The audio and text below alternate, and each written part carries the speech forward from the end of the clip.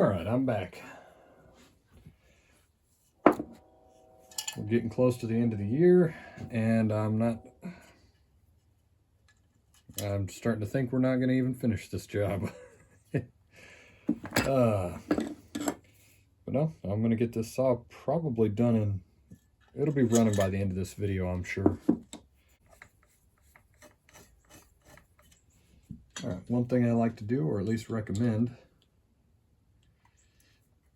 you don't got to tighten them down, but definitely start your bottom muffler screws right here. Just get them started. Just start threading them a little bit. And what that does is, because I didn't put a base gasket on this, I normally don't on a lot of these anymore. I've been noticing they've run really good. A little bit tighter compression.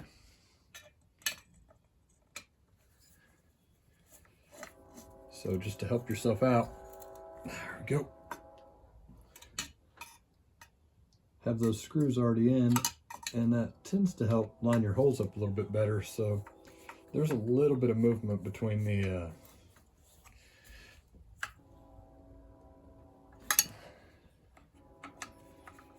screw holes, the gasket, and all that. It has a little bit of movement in. There we go.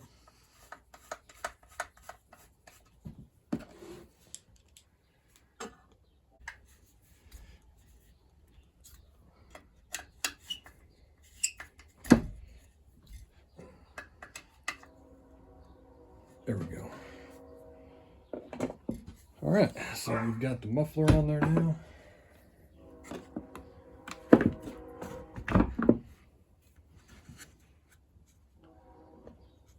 And I didn't hook this up already, so let's do that. There's the kill wire already hooked up.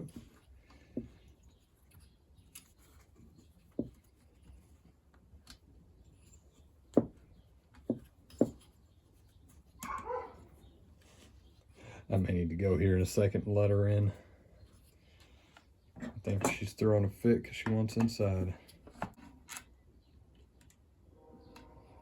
right, this is a ground wire for the kill switch.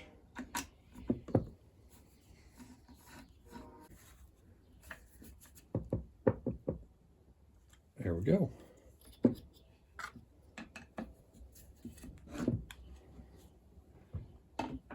I think this has already been cleaned. Yep.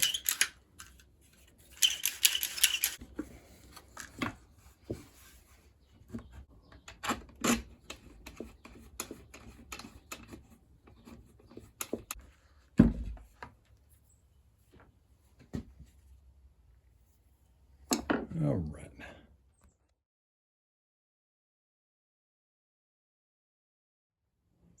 All right, well, I've got the top cover on. I still need to find 2 screws for this. The top cover has 1 screw here, 1 up front, and 1 right in here. Probably going to do the last install of the spark plug, hopefully.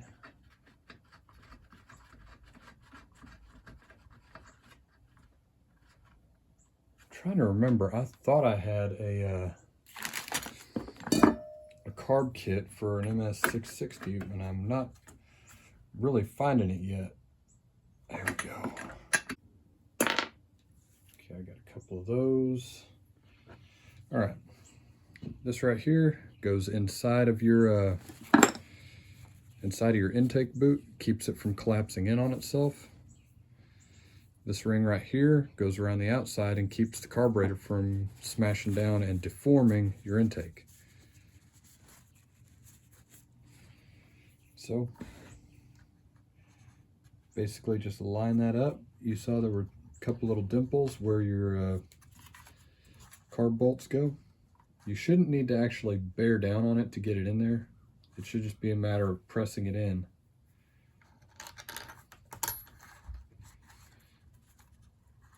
There you go. All right, everybody, I had to take a little bit of a break earlier. Had a few other responsibilities. If you own a house, you'll understand that sometimes you have to put down what you want to be doing and go do something else. I haven't been able to find a kit, but I'm going to see if this thing will run. And if I need to kit it, I'll just order one and get it on its way. All right. Back this little bugger back out real quick. I know some people like to leave these in, but I like to pull them out to get the carbs in and out. I need to clean my bench up a little bit, it looks like.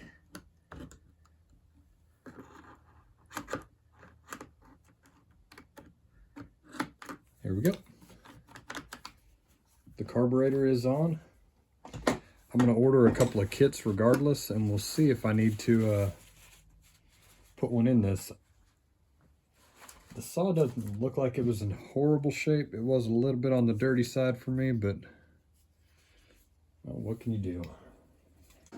Sold my clone 660, and now I will eventually, hopefully, be getting ready to build another one, just kind of like it. That thing was a workhorse. I had a 42-inch bar with a 3/8 63/1000 full house chain on it, and the saw didn't seem to care that I did that to it. The clutch didn't look hot. It didn't look like it was in rough shape. Kind of bury the dogs and let the saw do the work. All right.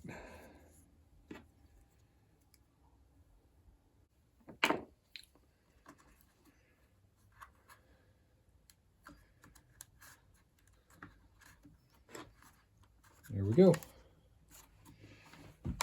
All right, this goes on here. Like I said, it'll probably be tomorrow by the time I actually get a chance to start this thing. There you go.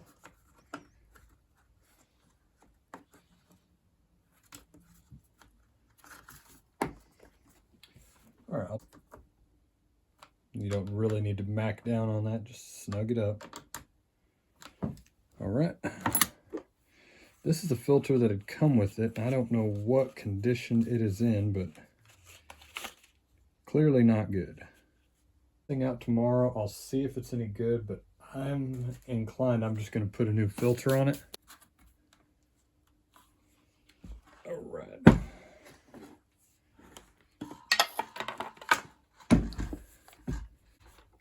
There we go.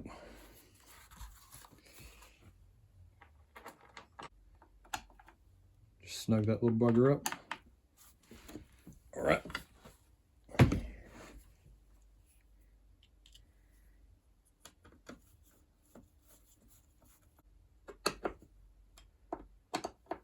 There we go.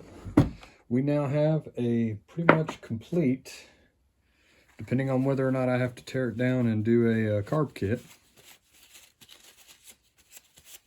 we have a complete 660. I've been thinking about it. Just as a temporary thing, this is an aftermarket filter. I'm not going to leave it on there. I'm going to get an OEM because I run my saws a little bit before I list them. Yep, there we go. All right, folks, there is a pretty much complete all OEM STIHL MS660. I'll clean this tomorrow because that seriously needs a bath. So I've got a spare one of these. This one right here, move this around so maybe you can see a little better. This one right here is non-steel.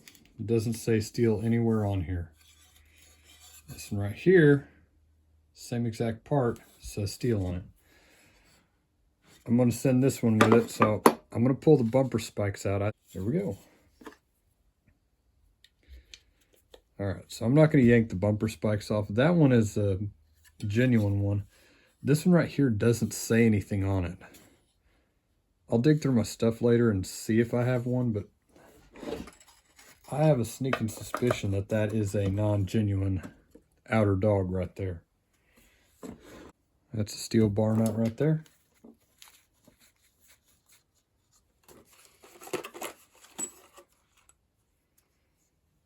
And that's also a steel bar nut. They actually have the S on them. All right, so I have got